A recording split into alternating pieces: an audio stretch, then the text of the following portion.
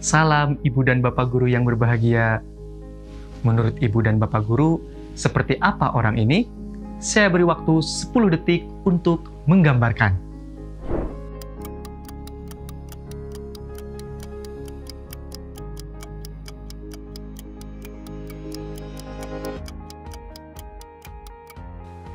Bagaimana Ibu dan Bapak menggambarkannya?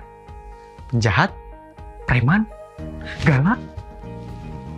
Menggambarkan itu memaparkan apa yang terlihat. Misalnya, kita mendeskripsikan bahwa orang tersebut bertato, pakai kacamata hitam, dan lain sebagainya. Sedangkan menilai itu berdasarkan dari hal-hal tidak terlihat yang belum tentu kebenarannya. Sekarang kita cek jawabannya.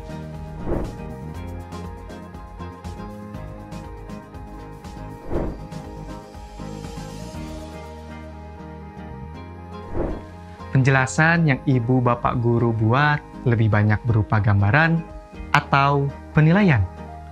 Penilaian terjadi karena adanya prasangka dan dapat melahirkan diskriminasi.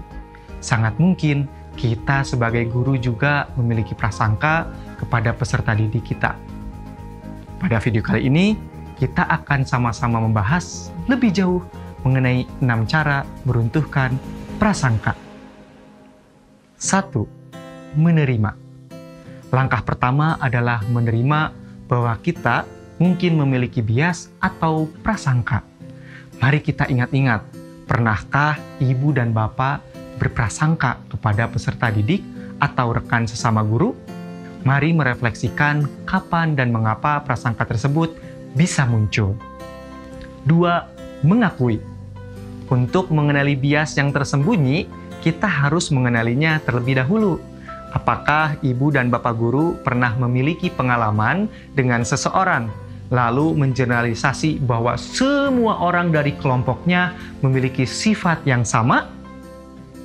Pernahkah kita memberi label malas dan tidak kompeten kepada peserta didik karena ciri tersebut yang diproyeksikan melalui media? Atau telah diturunkan melalui tradisi? Akar dari bias adalah generalisasi luas yang memberikan atribut negatif ke seluruh anggota kelompok. Apabila Ibu dan Bapak memiliki rasa takut atau cemas di sekitar individu atau kelompok tertentu, mungkin itu tanda bahwa sebenarnya Ibu dan Bapak memiliki bias. Hal ini dapat membantu kita dalam proses mengakui. 3. Refleksi. Cobalah untuk melakukan refleksi secara berkala. Sama halnya dengan mempelajari sejarah, penting bagi kita untuk melakukan refleksi guna mempelajari masa lalu untuk memperbaiki masa kini. Refleksi dapat membantu mengungkap bias tersembunyi dan menemukan cara untuk mengurangi, bahkan menghilangkan stereotip dan prasangka. Misalnya, kecenderungan kita untuk memanggil peserta didik tertentu untuk menjawab pertanyaan. Coba Ibu dan Bapak ingat-ingat, apakah lebih sering memanggil peserta didik laki-laki daripada perempuan saat mata pelajaran matematika dan sains?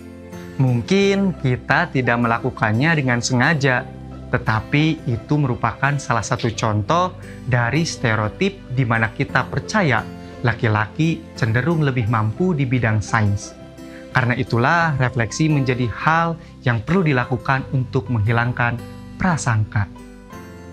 4. Renungan harian. Sisihkan waktu setiap hari untuk merenungkan keputusan-keputusan yang sudah kita ambil. Penelitian membuktikan bahwa dalam sehari, guru membuat ratusan keputusan yang berdampak pada peserta didik. Besar kecilnya keputusan yang dibuat oleh guru tentunya memiliki konsekuensi. Misalnya, di sekolah ada peserta didik yang diejek.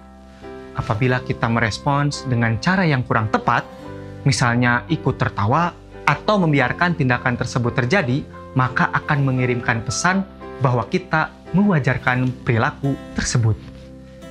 5. Mempertanyakan pilihan. Carilah penjelasan, pilihan alternatif, atau pembanding. Refleksi memberikan waktu untuk mempertimbangkan kembali pilihan, keputusan, dan motif. Sederhananya, refleksi meningkatkan pengajaran dan mendorong pemeriksaan diri. Mengapa saya melakukan itu? Guru yang efektif selalu berupaya untuk merefleksikan situasi, mempelajari masalah, dan mencari penjelasan alternatif atau pembanding daripada mengandalkan stereotip dan penilaian cepat. Refleksi akan meningkatkan kualitas pengajaran dengan membantu ibu dan bapak mempertimbangkan banyak cara yang mungkin dilakukan dalam proses pembelajaran. 6. Teruslah belajar. Kembangkan hubungan persahabatan dengan individu, komunitas, atau kelompok yang berbeda dari Anda. Cobalah lebih sering bertanya dan belajar dari informasi yang diperoleh. Lebih baik bertanya daripada berasumsi. Pada awal tahun, kita bisa melakukan pendataan peserta didik tentang keluarganya dan latar belakangnya. Tidak hanya untuk mempelajari lingkungan tempat tinggal peserta didik, namun juga untuk mengetahui cara berkolaborasi dengan komunitas mereka untuk mendukung pembelajaran bersama. Ibu dan Bapak Guru, itulah 6 langkah yang dapat kita lakukan untuk menghapus prasangka di kelas kita. Ibu dan Bapak bisa mencoba melakukan 6 langkah ini selama seminggu ke depan dan rasakan bagaimana perubahannya. Selalu ingat bahwa guru sudah semestinya menjadi pembelajar sepanjang hayat. Jadi, teruslah belajar, tumbuh, dan berkembang. Setelah mengetahui tips ini, kira-kira inisiatif kegiatan apa yang akan Ibu Bapak lakukan untuk meruntuhkan prasangka di kelas dan sekolah?